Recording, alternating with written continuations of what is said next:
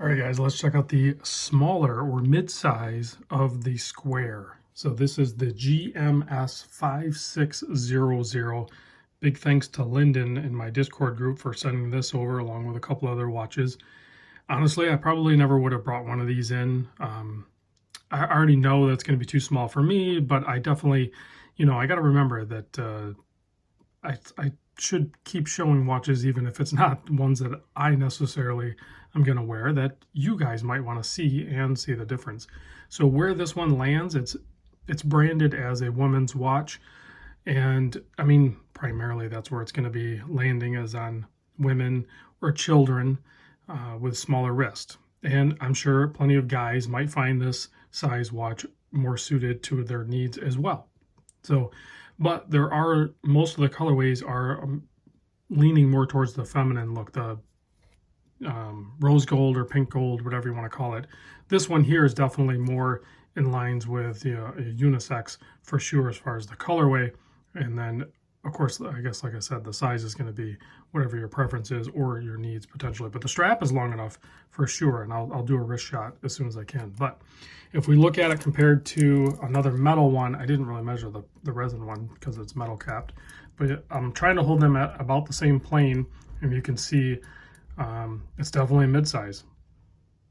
It's probably close. I don't know how to figure out the numbers exactly. Somebody else could do that, but it's probably about 50% the size. So whereas this guy's 43.5 by 49.5, this guy's 38.5 wide by about 43.75. And then it's also thinner too, just over 11 millimeter thick, whereas this one's like 13 millimeter.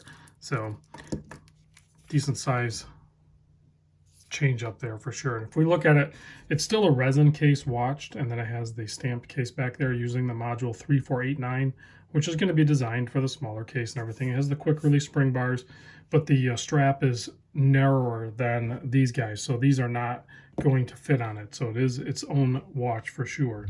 You can see the full polished metal bezel on this one with the negative display. Is it hard to read? Yes, it's not as good as even the negative display on these. It's close. I think it's really close. I think they did a really good job. It's definitely better than, say, like, well, it's probably on par with that one too, maybe. But this is a newer square as well. The button size on it are actually, like, I would consider oversized for this case size for sure. They're actually probably even larger than this resin one if we look at them. Yeah, they're either really close to it or the same size, but I think maybe even bigger. And the adjust button's way easier to access than, say, these full-on plastic or resin ones. See how that's submerged down in there? That sucks. It's a pain in the butt to get in there. Whereas this one has the larger buttons, easy to access. So here's your mode, you have your alarm, you have your what is this, countdown timer or something? Yeah, it's a countdown timer. You reset there, it's set for 5 minutes, and then you have your time. There's your stopwatch. That's light. This one's light because it says light right there. And then you hit adjust or reset.